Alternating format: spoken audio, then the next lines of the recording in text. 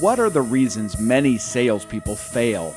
Well, having spent most of my life in sales, from door-to-door selling as a college student to retail stock brokerage to institutional sales, I've learned many of the keys to why salespeople both succeed and fail.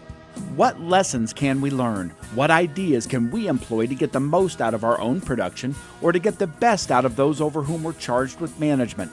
Let's take a look at this today on the Beaman Report for January 14th, 2015.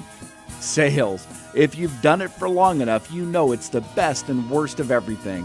From the highs experienced when a sale is made to the lows of being rejected and beaten by the competition. Every salesperson has experienced these emotional mountains, but why is it that some seem to overcome them and win, while others get stuck in the muck and lose?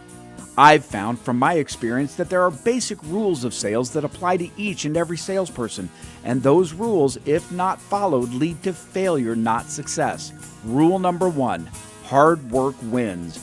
It's said in sports that you should know that in those times you're not practicing, but you're out having fun, your competition is at practice, and so when the game comes, they'll win because they're more practiced. Selling has a similar dimension.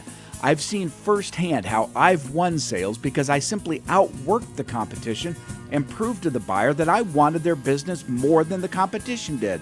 Whether that work is making more calls, doing better research into a customer's needs, or learning the business better so you can be truly value added. Hard work is a real true core to sales success, and when that rule isn't followed, failure is at hand. Rule number 2, passion and purpose matter. I once gave a speech in which I commented that if I could cure cancer simply by touching a person, I'd never sleep. I'd walk the earth touching as many people as I could because I could do so much good just by touching them. Well, the reality is I've found in my time in selling that unless that purpose and passion is brought to your own selling efforts, you'll never excel. You'll just get by.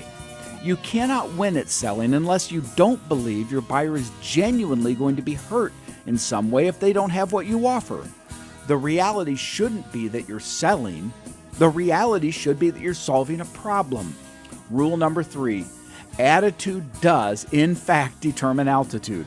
How trite does it sound to preach positive mental attitude? I mean, I don't know, probably a lot. But the fact of the matter is, attitude matters.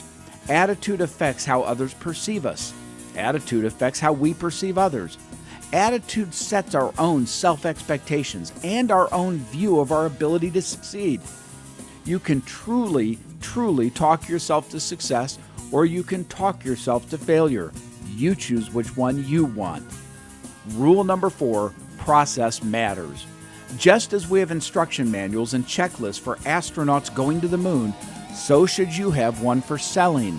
Starting with a broad plan, prospect, discover, evaluate, clarify, propose, and close. We should fill in that process with specific details from our business and how we proceed on each step. This instruction booklet becomes our process no differently than a manufacturing company making a widget. Once you find the right recipe, keep doing it over and over and over again. Well, there we are, 4 quick rules that, if followed, can lead a person to success, but if ignored, will surely lead to failure.